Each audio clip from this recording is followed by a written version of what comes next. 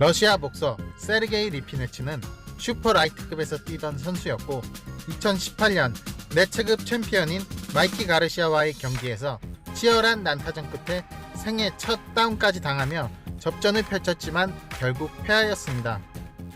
우리나라 김지훈 선수를 TKO로 잡았던 호주산 인파이터 레오나르도 자파비냐를 8회 KO로 이겼고 두 체급을 석권한 라몬트 피터슨과의 경기에서 초반부터 밀리던 경기를 끈질기게 전진 압박을 하며 10회 TKO 승으로 승리합니다.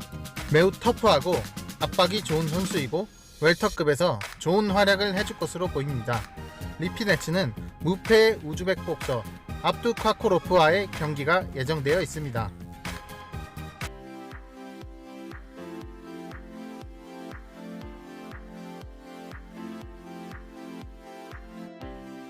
아마복싱 강국 아시아의 쿠바, 우즈베키스탄에서 국가대표는 하지 않았지만 우즈벡 전국 선수권을 4번이나 제패하고 170승 10패라는 엄청난 아마 전적을 보유하고 있습니다. 2019년 10월 베테랑이자 상위권 문지기 복서인 루이스 콜라조 선수를 압도적인 판정으로 잡으며 상위권으로 갈 수 있는 실력을 인정받았습니다. 루이스 콜라조는 빅터 오티즈, 사무엘 바르가스와 같은 탑 컨텐터들은 이겼고 키스 서먼, 아미르칸, 안드레 베르토, 쉐인 모슬리, 리키 해튼과 같은 챔피언급 선수에게는 패배했던 진짜 배기 문지기 복서라서 그를 이겼다는 건 의미 깊은 승리였습니다. 압두카코로프는 호스트 마이키 가르시아입니다. 뒷손 가드를 턱에 단단하게 올리고 앞손으로 거리를 잡고 안정적이고 강력한 원투 스트레이트로 경기를 풀어나갑니다. 마이키의 뒤를 잇는 지독한 원투충이라고 봐야 할 것 같습니다. 현재 IBF 랭킹 1위에 랭크되어 있어 다음 상대인 세르게이 리피네츠를 이긴다면 타이틀 도전도 가능할 것으로 보입니다.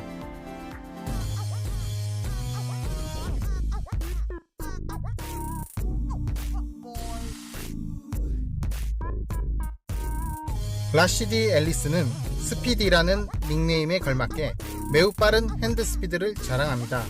마치 웰터급의 검은 라이언 가르시아를 보는 것 같이 핸드 스피드가 엄청 빠르고 공격 패턴도 매우 다양해서 라시디 거리 안에 들어가면 무지막지한 펀치 연타가 쏟아져 나옵니다. 하이라이트만 보면 당장 타이틀전도 가능해 보이지만 소사나 고메즈전에서 강한 압박이나 난타전에 허우적거리는 모습을 보여주었고 핸드 스피드가 빠르고 상체 움직임이 좋아 회피 능력이 괜찮지만 발이 느려서 강력하고 터프한 인파이터를 만났을 때 도전할 수도 있어 보입니다. 포텐셜은 엄청나지만 검증이 필요해 보이는 선수입니다.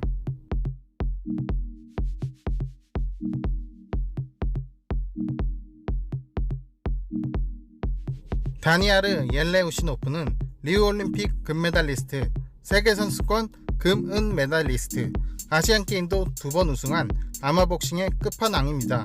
최고의 엘리트 복서답게 교과서적인 업라이트 스탠스와 깔끔한 원투 위주로 경기를 풀어나갑니다. 사우스포답게 뒷손 스트레이트가 강력하고 상대와의 거리를 벌리고 자유자재로 인앤아웃을 하며 웬만해서는 맞지 않는 복싱을 합니다. 아직 10라운드 이상 경기를 뛰어본 적이 없고 너무 정직한 아마복싱 스타일로 경기 운영을 해서 많은 검증이 필요해 보입니다.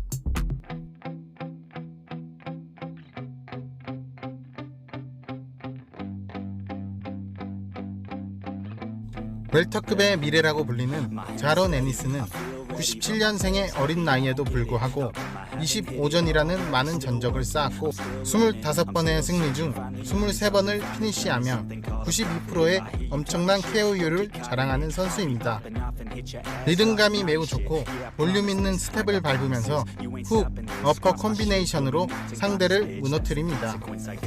스트레이트도 괜찮고 카운터도 잘 치고 특히 훅과 어퍼는 단발로 끝나지 않고 애니스 특유의 리듬을 타면서 다양한 콤비네이션을 보여줍니다. 그중 바디를 올려치는 기술은 웰터급에서 손에 꼽힐 것 같습니다. 회피 능력도 좋고 거리 감각도 괜찮습니다.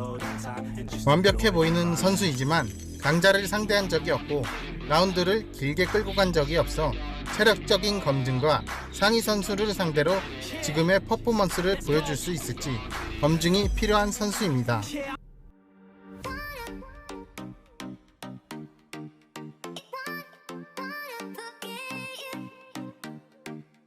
러시아 복서 알렉산더 베스푸틴은 빠른 풋워크와 핸드 스피드가 인상적인 선수입니다. 자유자재로 정확하고 빠른 인앤아웃을 하며 스탠스가 흐트러지는 모습을 보기 힘들고 원하는 대로 발을 틀어 각을 잡는 모습도 자연스럽게 자주 보여줍니다. 로마첸코처럼 근거리에서 짧고 가볍고 빠르게 연타를 잘 던지고 기회가 포착되면 사우스포들의 전유물인 뒷손 스트레이트로 강력하게 상대를 때리기도 합니다. 빠르면서도 파워 넘치는 복싱을 구사합니다.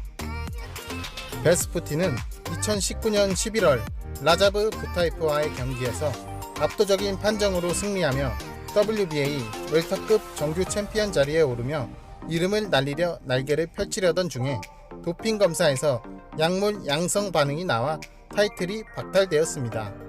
베스푸틴은 엄청난 근질의 몸을 가지고 있어 그동안 복싱 팬들이 눈도핑으로 약쟁이 의혹을 제기하기도 했습니다.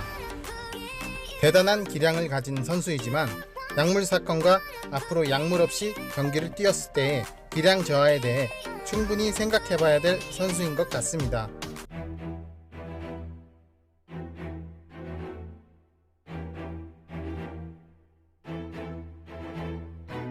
모리스 후커는 무패복서 킬러로 유명합니다. 코트니 잭슨, 테리 플라나간, 알렉스 사우세도, 미켈 레스피에르 등등 이 선수들은 승승장구하며 무패 가도를 달리던 중 탑 컨텐터가 될 수 있는 길목에서 모리스 후커에게 정리당하며 첫 패배를 경험하게 됩니다. 모리스 후커는 웰터급에서 사기적인 피지컬을 자랑합니다. 키가 180cm로 웰터급 상위 랭커들 중 가장 크고 리치는 2m 3cm로 라이트 헤비급 아웃복서인 올렉산드르 그보주딕보다 11cm나 더 길며 헤비급 랭킹 1위 딜리안 화이트보다 5cm나 더 길고 웰터급에서 크루저급까지 6체급을 석권했던 구시대 긴팔의 대명사 토마스 헌즈보다도 5cm나 리치가 더 깁니다. 이런 사기적인 긴 리치를 이용해 잽을 많이 때리고 긴팔에서 나오는 시원한 라이트 스트레이트를 주무기로 사용합니다. 뻔한 패턴이긴 한데 워낙 리치가 길어서 연구를 하고 나와도 알면서도 당한다고 합니다. 더 충격적인 건 모리스 후커는 원래 슈퍼 라이트급 선수입니다. 슈퍼 라이트급에서 무패 가도를 달리던 중 호세 라미레즈와의 슈퍼 라이트급 통합 타이틀전에서 6라운드 TKO로 첫 패배를 당합니다. 후커는 슈퍼 라이트급에서 감량의 어려움을 느낀다며 이번에 웰터급으로 월장을 했습니다. 웰터급에서도 사기적인 피지컬을 자랑하는 모리스 후커가 감량고의 고통을 덜어내고 웰터급에 안착할 수 있을 것인지 매우 기대가 됩니다.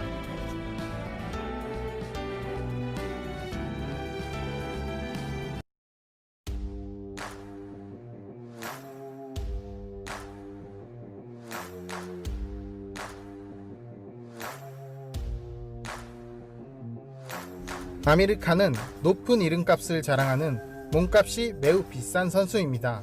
아미르 칸이 카넬로전에서만 벌은 돈은 1310만 달러로 157억에 육박하는 큰 돈을 벌었습니다. 18세의 어린 나이에 아테네 올림픽 은메달을 따내고 프로 데뷔를 한 뒤 18연승을 하였고 잘생긴 얼굴, 잘 빠진 몸매, 경이로울 정도로 빠른 핸드 스피드로 차세대 슈퍼스타로서 앞날이 밝던 시기에 브래디스 프레스콧에게 1라운드 충격의 KO패를 당하며 복싱계를 충격에 빠뜨립니다.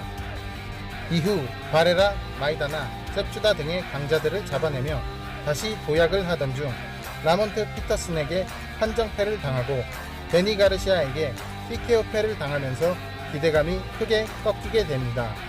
이후 카를로스 몰리나, 루이스 콜라조, 데본 알렉산더, 크리스 알지에리 등 짱짱한 선수들을 잡으며 다시 날개를 피면서 미드급의 황제 카넬로를 만나게 되고 6라운드에 카넬로의 라이트 스트레이트를 맞고 그대로 실신해버립니다.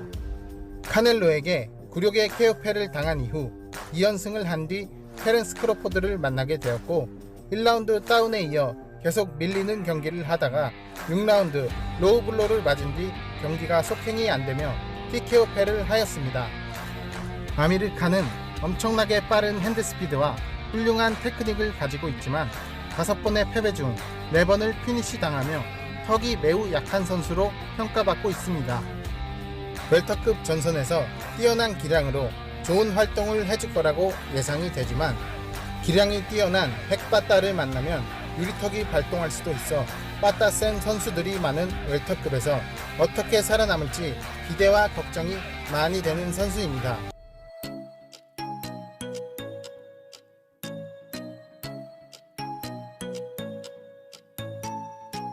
커리어 중반에 당한 3패 이후 각성을 하며 자말 제임스, 오마루 피구에로와 주니어와 같은 신흥 강자들을 꺾으며 달라진 위용을 뽐냈고 웰터급 벨트도 감아본 적 있는 최근 내 챔프급 선수인 숀 포터와도 명승부를 만들며 접전 끝에 스플릿 판정패를 하면서 탑 컨텐터로서의 기세를 올리고 있는 선수입니다. 86년생에 노장에 축에 드는 나이를 먹었지만 숀 포터에게 당한 패배 이후 다시 2연승을 하며 웰터급에서 챔피언들도 상대하기 매우 까다로운 상위권 선수로 인정받고 있습니다. 가드를 단단히 올리고 세미 크라우칭 스탠스를 주로 사용하며 앞선 리드잽을 많이 내면서 거리를 잡고 라이트 스트레이트나 라이트 카운터를 잘 잡아내는 모습을 보여줍니다. 안정적이게 거리 싸움을 꽤 잘하기 때문에 웰터급에서 누구에게도 쉽지 않은 선수가 될 것으로 보입니다.